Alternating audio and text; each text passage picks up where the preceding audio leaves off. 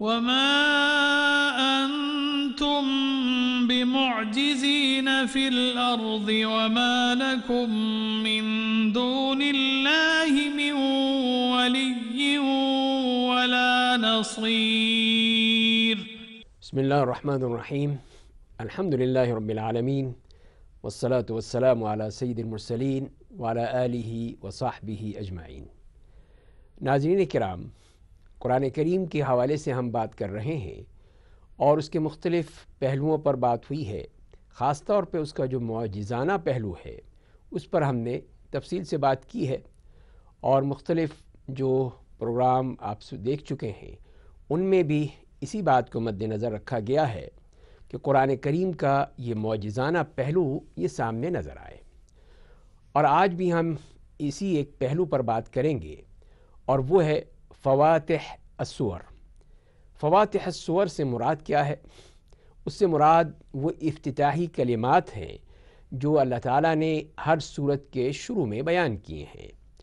اور یہ بھی ایک معجزانہ بات ہے کہ ہر سورت ایک خاص انداز سے شروع ہوتی ہے، خاص قسم کے الفاظ استعمال کیے جاتے ہیں، اور کہیں پہ ہم دیکھتے ہیں کہ حروف مقطعات استعمال کیے گئے ہیں، کہیں پہ الحمدللہ سے بات شروع ہو رہی ہے، کہیں پہ سبحان الذی اسریٰ بعبدہ جیسے فرمایا اس طرح بات شروع ہو رہی ہے. تو یہ وہ افتتاحی کلمات ہیں جو مختلف صورتوں میں اللہ تعالیٰ نے بیان کیے ہیں. تو یہ بھی ایک معجزانہ پہلو ہے کہ ساری صورتیں یا ساری عبارتیں یا سارا کلام جو ہے وہ ایک ہی طرح کا نہیں ہے، بلکہ مختلف انداز ہیں. اور یہ مختلف انداز ہی یہ وہ اعجاز ہے جو کہ ہر شخص نہیں کر سکتا. یہ صرف اللہ تعالیٰ ہی کی ذات ہے کہ جس کے کلام میں ہمیں یہ تنوع ملتا ہے اور ہمیں وہ مختلف اسلوب ملتے ہیں جس کے ذریعے سے ہم اللہ تعالیٰ کی اس کلام کو سمجھنے کی اور اس کو پڑھنے کی کوشش کرتے ہیں.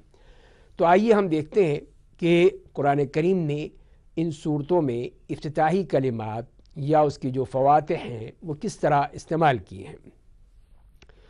تو اس میں ہم دیکھتے ہیں کہ قرآن کریم نے تقریباً 9-10 قسم کی یہ افتتاحی کلمات استعمال ہوئے ہیں. جیسے کہ ایک وہ صورتیں ہیں جس میں اللہ تعالیٰ کی شروع میں حمد و ثنا بیان کی گئی ہے. دوسری وہ ہیں کہ جن کے شروع میں حروف تہجی آئے ہیں، جسے حروف مقطعات بھی کہا جاتا ہے، وہ آئے ہیں. تیسری قسم وہ ہے کہ جن کی ابتدا حرف ندا سے ہوتی ہے کہ یا ایھا الذین آمنوا، یا ایھا النبی. تو یہ حرف ندا ہے، تو اس طرح ابتدا ہوتی ہے. اور چوتھی ہے کہ وہ کوئی جملہ خبریہ ہوتا ہے، کہ مطلب یہ ہے کہ کوئی خبر دی جا رہی ہے، کوئی جملہ اس طرح کا بیان کیا جا رہا ہے کہ جس میں کوئی ہمیں بات بتائی گئی ہے. اور پانچویں شکل وہ ہے کہ جس کا آغاز قسم سے ہوا ہے. تو اللہ تعالیٰ نے اپنی کتنی ہی صورتوں میں قسمیں کھائی ہیں، اور اللہ تعالیٰ اپنی مخلوقات میں سے جس کی چاہے قسم کھا سکتا ہے. تو وہ ہم دیکھتے ہیں کہ کتنی ہی صورتیں ہیں جو کہ قسم سے جن کا آغاز ہوتا ہے. اور چھٹی بات یہ ہے کہ وہ صورتیں جن کی ابتدا میں حرف شرط آیا ہے. حرف شرط سے مراد کیا ہے کہ وہ اذا آیا ہے، اذا جاء نصر اللہ. اس طرح کتنی ہی صورتیں ہیں جس کے شروع میں پہلا حرف یہ اذا کے ساتھ اس کا آغاز ہو رہا ہے.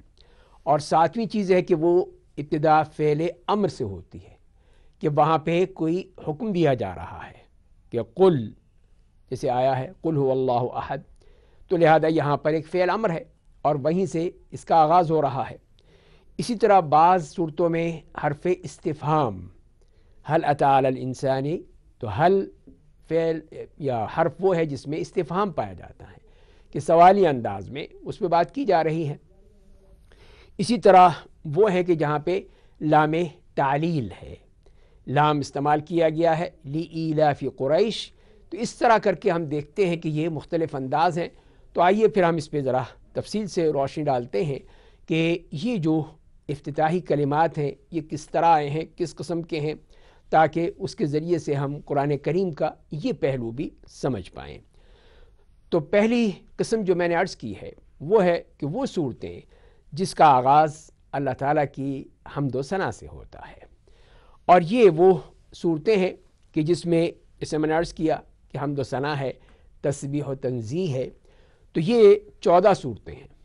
یہ 14 صورتیں ہیں جس میں سورہ فاتحہ ہے، سورۃ الانعام ہے، سورہ بنی اسرائیل ہے، سورۃ الکہف، سورۃ الفرقان، سورہ سبا اور سورہ فاطر، سورۃ الحدید، سورۃ الحشر، سورۃ الصف، سورۃ الجمعہ، سورۃ التغابن، سورۃ الملک اور سورۃ الاعلیٰ. تو یہ وہ 14 صورتیں ہیں.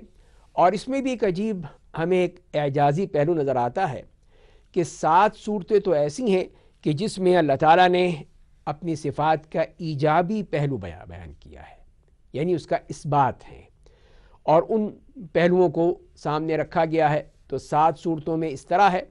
اور اسی کے مد مقابل 7 صورتیں یہ ہیں کہ جہاں پہ جو سلبی اور تنزیہی صفات، مطلب یہ ہے کہ جس سے اللہ تعالیٰ کو بالکل ہی پاک کر کے بیان کیا گیا ہے، کہ جیسے سبحان الذی اسریٰ بعبدہ.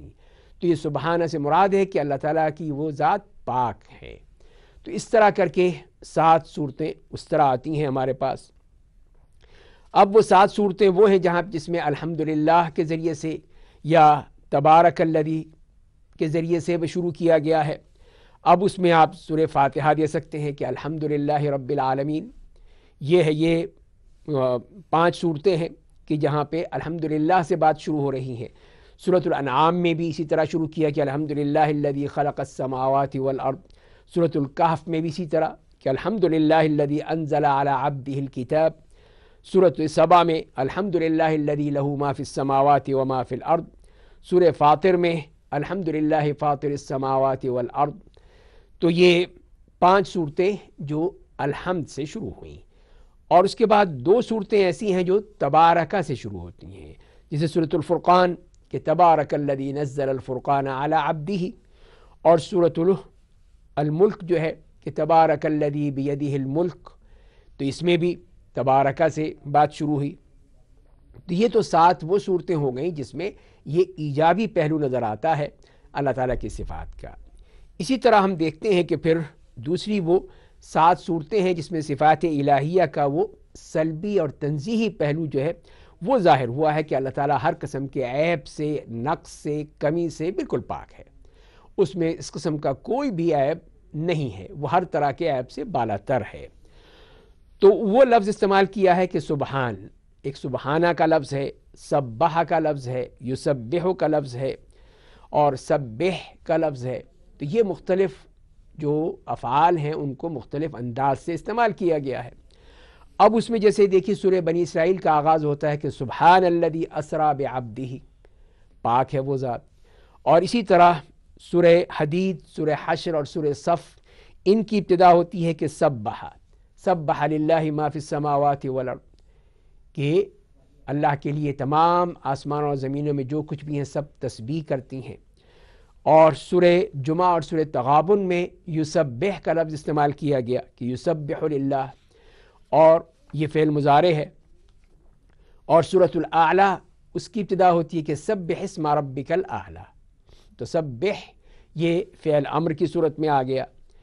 تو اس طرح یہ صورتیں جو ہیں وہ ہمیں نظر آتی ہیں، یہ جس میں اس طرح انداز بیان کیا گیا کہ اللہ تعالیٰ کی جو تنزیہی صفات بیان کر دی گئیں، جس میں وہ عیوب سے اس کو بالکل ہی پاک اور بالا تر قرار دیا. یہ تو پہلی قسم ہوئی. دوسری قسم وہ ہے کہ وہ صورتیں جن کے شروع میں حروف تہجی یا حروف مقطعات آئے ہیں. اور یہ کئی صورتیں ہیں اور ان کی تعداد 29 ہے. 29 صورتیں ایسی ہیں کہ جس کے شروع میں یہ حروف آئے ہیں. جیسے ہم دیکھتے ہیں کہ الف لام میم، یہ سورۃ البقرہ ہے، سورہ آل عمران، سورۃ العنکبوت، سورۃ الروم، سورہ لقمان اور سورۃ سجدہ. ان کے شروع میں یہ 3 حرف آئے ہیں الف لام میم. اور سورۃ الاعراف کے شروع میں الف لام میم صاد ذکر کیا گیا ہے. اور الف لام را یہ سورہ یونس، سورہ ہود، سورہ یوسف، سورہ ابراہیم، سورۃ الرعد اور سورۃ الحجر میں ذکر کیا گیا ہے. اور سورہ طٰہٰ میں تو یہی 2 لفظ آئے ہیں طٰہٰ. اور سورہ نمل میں طاسین، سورہ شعراء اور سورہ قصص میں طاسیم میم فرمایا گیا. اسی طرح حامیم، حامیم جو ہے اس میں کئی صورتوں کے شروع میں آیا ہے، اور اس میں ان کا ذکر کیا گیا ہے کہ وہ صورتیں جو کہ حامیم سے شروع ہوتی ہیں۔ تو یہاں پر ہم ایک وقفہ لے کر پھر مزید آگے بات کریں گے، ہمارے ساتھ رہیے گا۔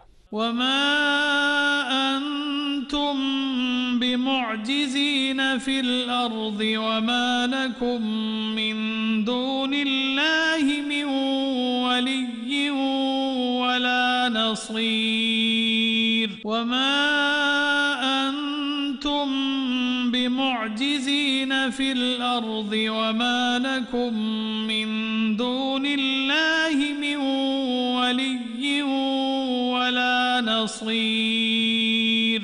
بسم اللہ الرحمن الرحیم۔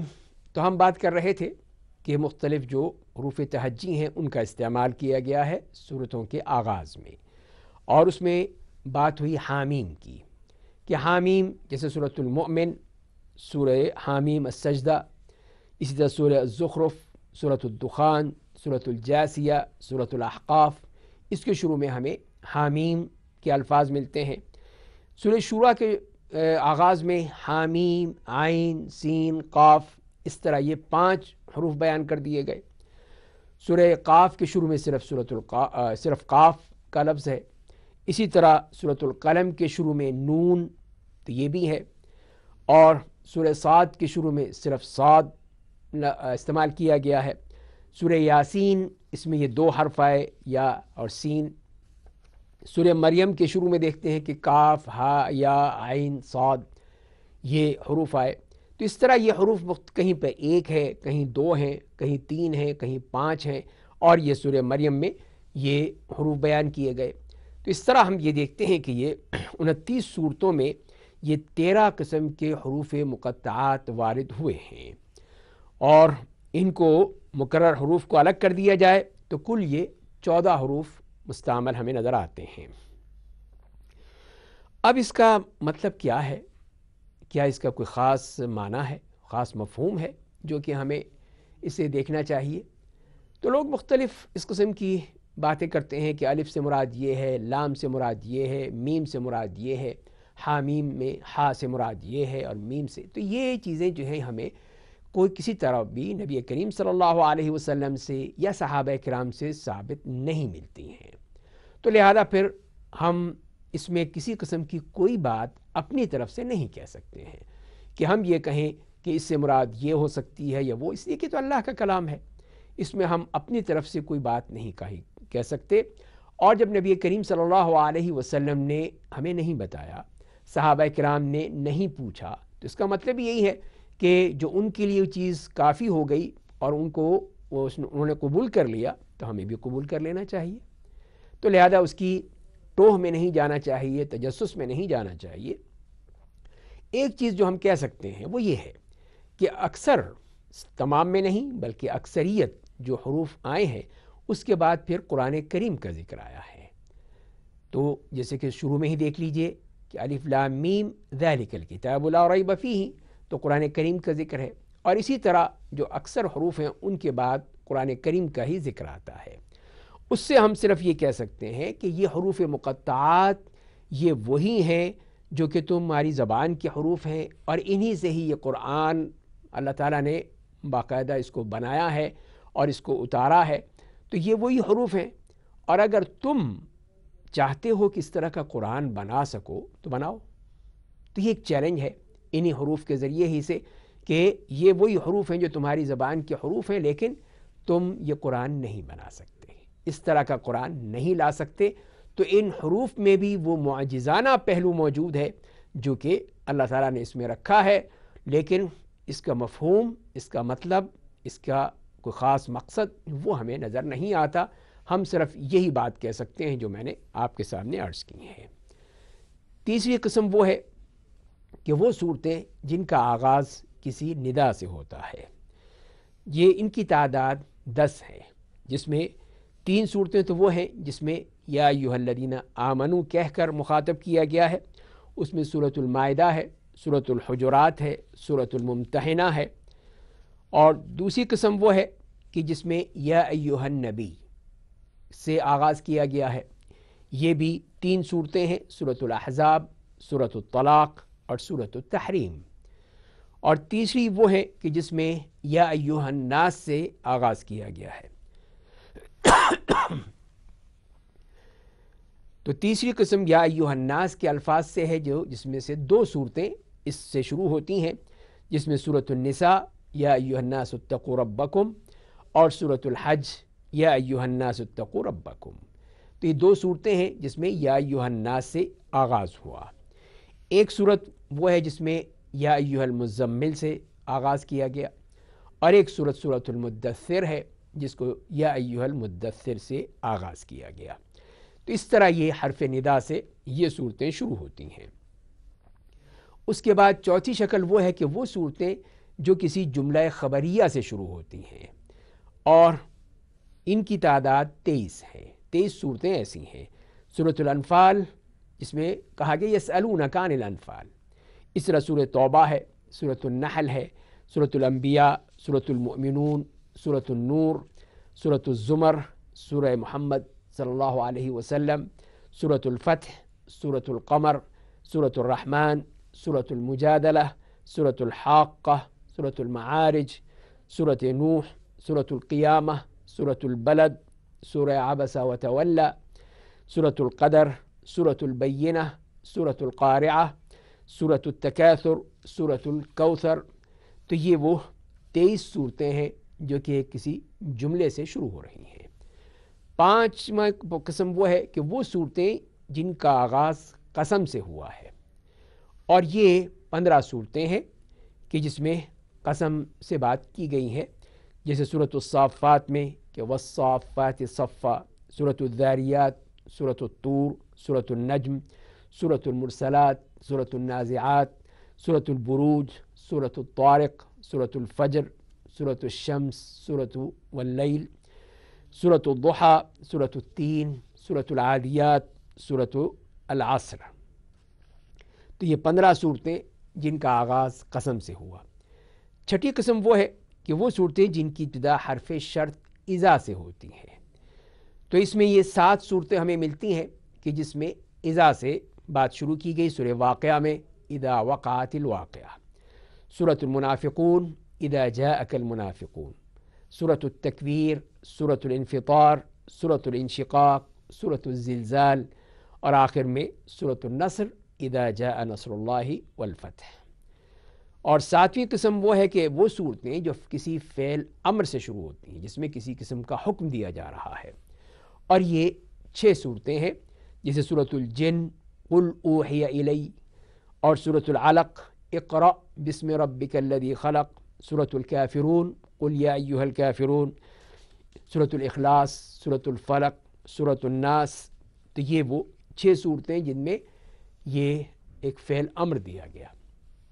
اسی طرح 8ویں شکل وہ ہے کہ وہ صورتیں جو کسی استفہام سے شروع ہوتی ہیں، سوالیہ انداز ہیں۔ اس میں یہ 6 ہیں: سورۃ الدہر هل اتى على الانسان حين من الدہر، سورۃ النبأ عما يتساءلون، سورۃ الغاشیہ، سورۃ الانشراح، سورۃ الفیل، سورۃ الماعون۔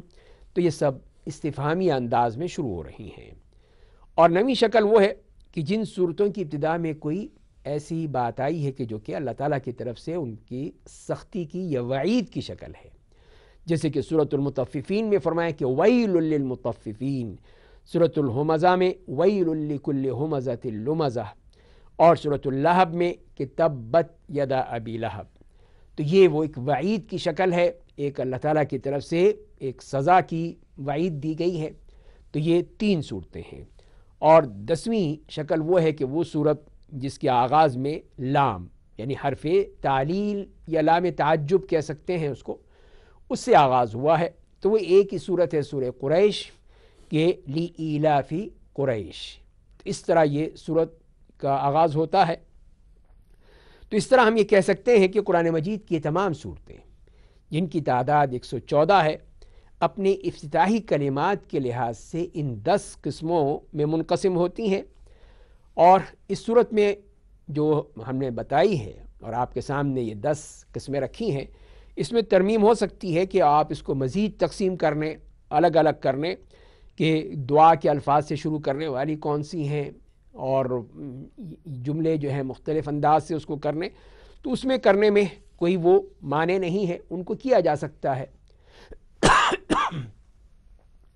اور اسی طرح سبح یسبح اور سبحان جو مختلف انداز آئے ہیں ان کو بھی ہم مزید تقسیم کر سکتے ہیں، جبکہ اس کا مادہ تو ایک ہی ہے۔ تو یہ تمام وہ تقسیمات بڑھائی بھی جا سکتی ہیں، لیکن جو میں نے عرض کیا کہ ان کی جو بنیادی تقسیم ہے وہ انہی 10 قسموں میں ہوتی ہے، جس کے ذریعے سے ان 114 صورتوں کو ہم تقسیم کر سکتے ہیں۔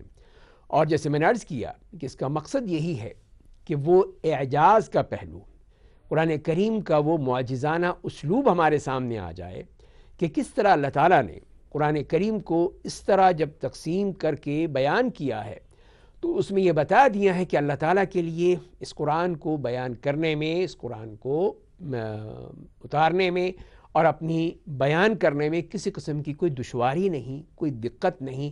اللہ تعالیٰ جس طرح چاہے، جیسے چاہے اس قرآن کو بیان کر سکتا ہے، بتا سکتا ہے۔